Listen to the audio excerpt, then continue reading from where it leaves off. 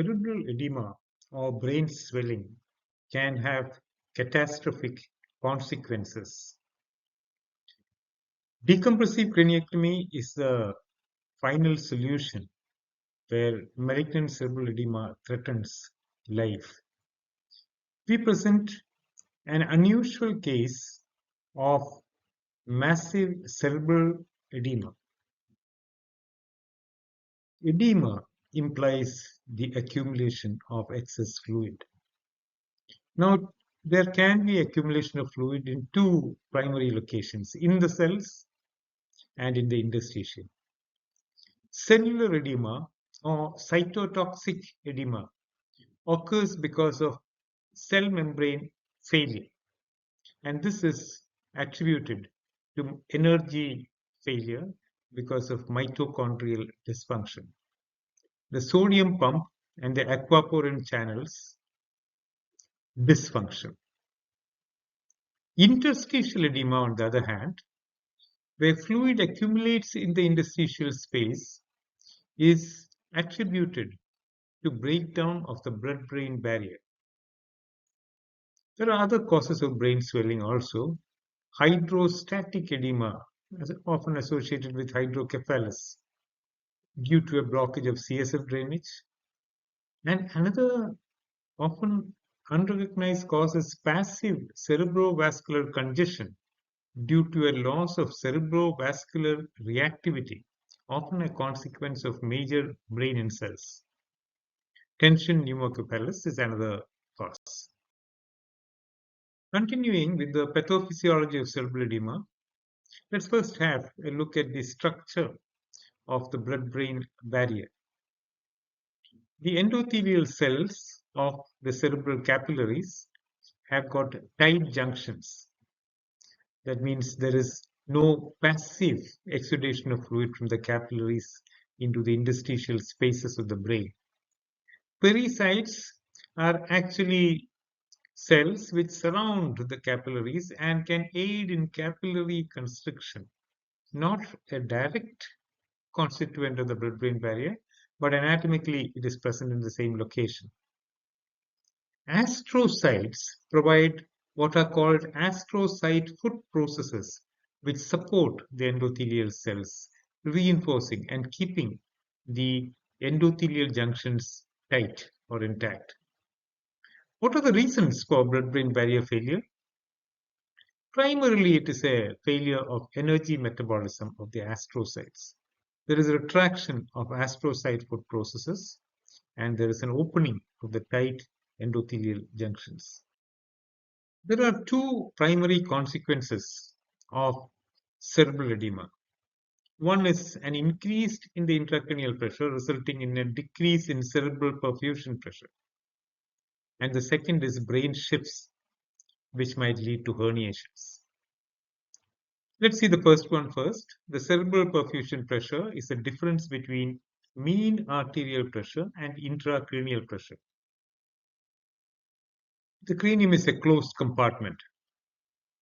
Any increase in the volume of contents will result in an increase in the intracranial pressure.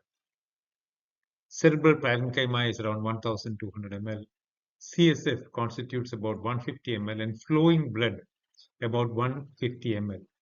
Anything added on or a space occupying clot or a lesion will increase the intracranial pressure. So increase in volume results in increase in intracranial pressure and a decrease in the cerebral perfusion pressure. Normally, a cerebral perfusion pressure between 50 to 150 millimeters of mercury is considered the cerebral autoregulatory zone. In this zone, cerebral autoregulation can occur in a healthy brain.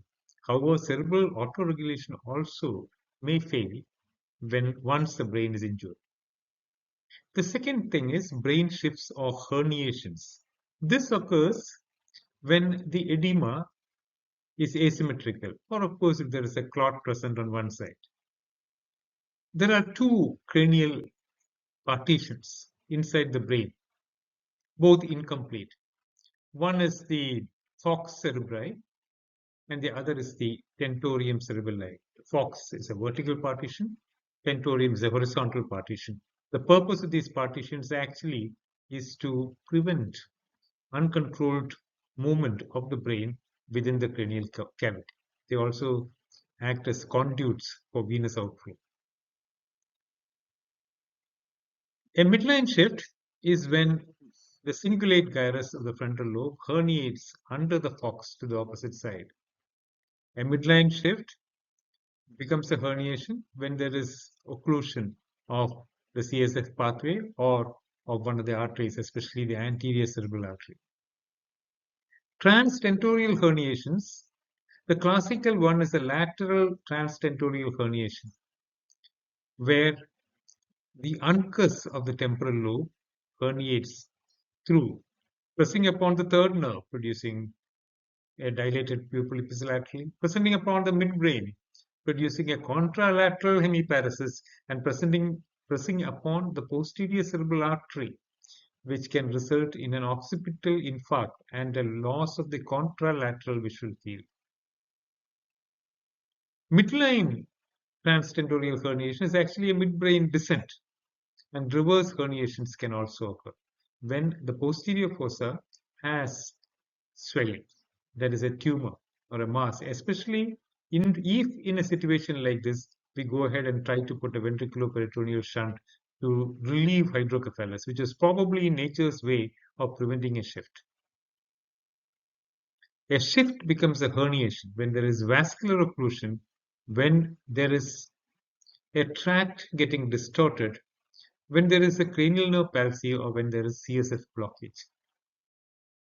Coming to the clinical case under consideration today, the patient is still in the ICE intensive care unit. Mr. APA is a 27-year-old male. He had suffered a severe head injury 8 years ago and undergone a decompressive craniectomy for it, followed by cranioplasty. He also had a VP shunt in situ. He had a tracheostomy, which was later closed. He was on rice tube feeds initially, but later on was taking orally. He was in a dependent state, in bed most of the time, supported up by his father, and mobilized in a wheelchair. He could take food orally without a rice tube, but for the past 1 month, he had been having choking and cough during feeds. His father had noticed that the saturations were low at night and had tried to improve the saturations by giving supplemental oxygen. He was now brought with a poor neurological response for the past 12 hours. He also had a seizure. A CT of the brain showed a massive cerebral edema. In fact, it was surprising that an intact-looking, uninfarcted hemisphere had swollen so much as to push the opposite left hemisphere out through the craniectomy site. Fortunately for the patient, the craniectomy was not tightly fixed and the bone moved away, resulting in a natural decompressive craniectomy.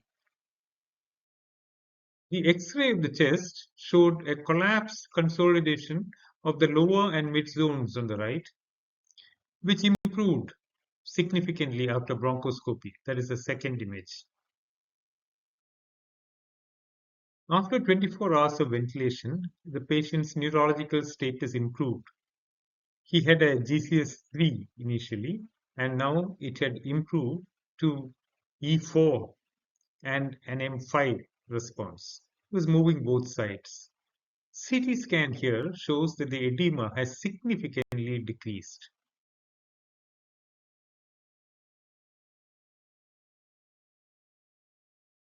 For comparison, we are showing you the arterial blood gases at admission and also after 2 days, after 24 hours of ventilation.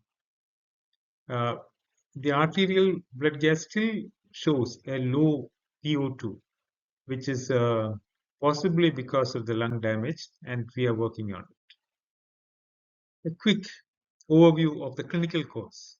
When the patient came, his BP was normal, his GCS was around 3, he was intubated and ventilated, he suddenly developed severe hypotension requiring dual inotropes. Noradrenaline and vasopressin were both given. NORAD in a dose of about 24 at double strength and vasopressin 2.4.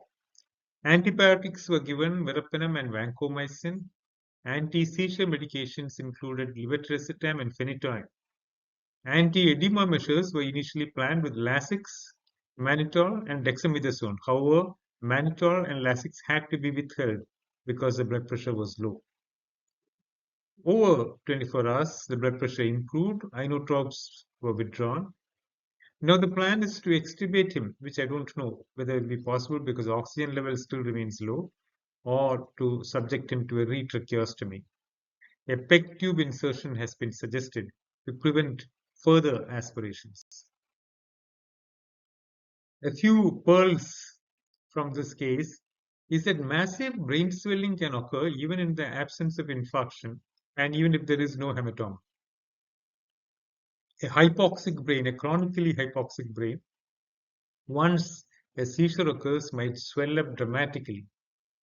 In this patient, his life was saved because the cranioplasty gave way and the bone could bulge out. Optimal brain oxygenation in a patient like this can result in a return to almost normal or pre-existing neurological function. Ventilation and bronchoscopy are what probably has contributed to the improvement in the brain oxygenation.